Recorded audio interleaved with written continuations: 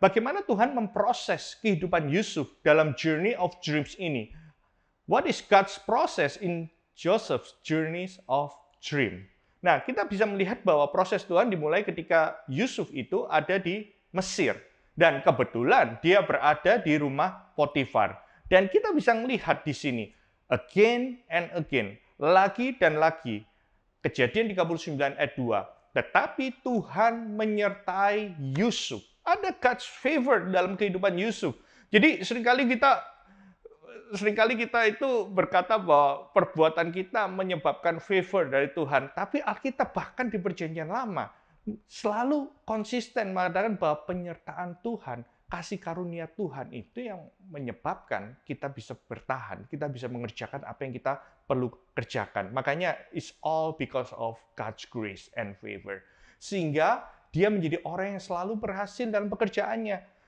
Bukan karena dia berhasil dalam pekerjaannya, karena itu dia mendapatkan favor dari Tuhan dan manusia. Tapi justru sebagai orang percaya kita juga percaya.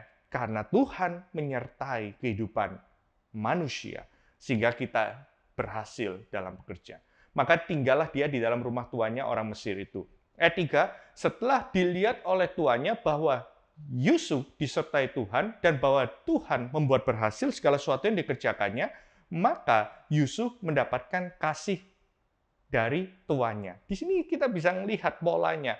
Tuhan menyertai Yusuf sehingga orang lain, ini orang Mesir, bukan orang percaya, bukan orang Israel, bisa melihat penyertaan Tuhan sehingga orang lain tersebut bisa memberikan kasih dan favor yang sama. Bukankah ini sama seperti Tuhan Yesus? Dia mendapatkan favor, penghargaan di hadapan Tuhan dan manusia. Dan saya percaya dalam kehidupan kita sebagai orang percaya, karena penyertaan Tuhan dalam kehidupan kita, orang luar bisa melihat karakter kita, orang luar bisa melihat penyertaan Tuhan, sehingga mereka, bahkan orang di luar Tuhan pun, bisa memberikan favor dalam kehidupan kita, dalam keluarga kita, dalam pekerjaan kita, bahkan mungkin dalam pelayanan. Dan di sini kita lihat Yusuf, dia boleh melayani dia, dan kepada Yusuf diberikannya kuasa atas rumahnya dan segala miliknya diserahkan pada kekuasaan Yusuf. Nah, Anda harus berpikir, Yusuf ini bukan di dalam area zona nyaman. Dia itu dijual sebagai budak. Dan Anda harus lihat, saya nggak punya waktu untuk bercerita tentang hakikat dari budak itu. Tapi saya mengatakan, slave is a slave. Benar-benar budak itu nggak punya hak atas dirinya sendiri. Tapi bayangkan, dengan kasih karunia Tuhan, dengan penyertaan Tuhan, bahkan Potifar pun bisa menyerahkan segala kekuasaannya itu kepada Yusuf. Dan nggak cuma itu, sejak itu dia memberikan kuasa dalam rumahnya dan segala miliknya. Wait a minute, budak itu nggak punya apa-apa, nggak punya hak, bahkan mungkin dia kalau dijual lagi pun itu dia nggak punya hak atas dirinya sendiri. Tapi di sini katakan, karena ada Yusuf, Tuhan memberkati orang Mesir itu karena Yusuf.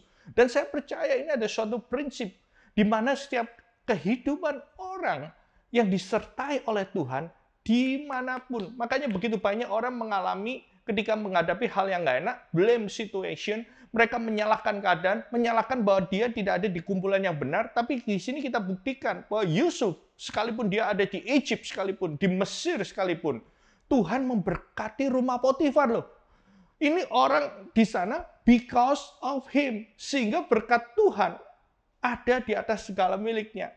Yuk kita sama-sama, kita belajar dimanapun kita berada. Mungkin kita memasuki tahun yang baru, begitu banyak ketidakpastian. Tapi saya mau katakan, justru karena Tuhan menyertai engkau, situasinya boleh jelek, tahunnya mungkin dikatakan tahun yang tidak mudah, mungkin kita bisa melihat kita di dalam posisi yang tidak favorit sekalipun, bukan zona nyaman, Tuhan menyertai kita, bahkan melalui kita, orang lain sekitar kita juga diberkati. That is a good testimony, suatu kesaksian yang luar biasa bagi begitu banyak orang. Sehingga apa? Ayat ke-6, karena dia bisa melihat itu segala miliknya diserahkan pada kekuasaan Yusuf.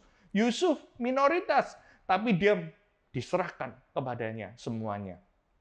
Dan dengan bantuan Yusuf, dia tidak usah lagi mengatur apa-apa selain dari makanannya sendiri. Can you imagine?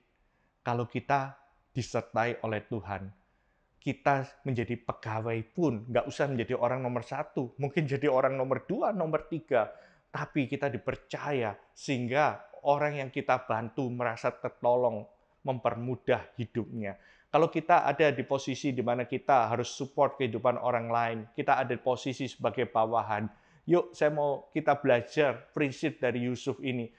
Can you imagine, pernah bayangkan bahwa atasan kita, orang yang memberikan perintah kepada kita, nggak usah mikir apa-apa, karena mereka tahu bahwa kita mengerjakannya dengan sungguh-sungguh, dengan takut akan Tuhan.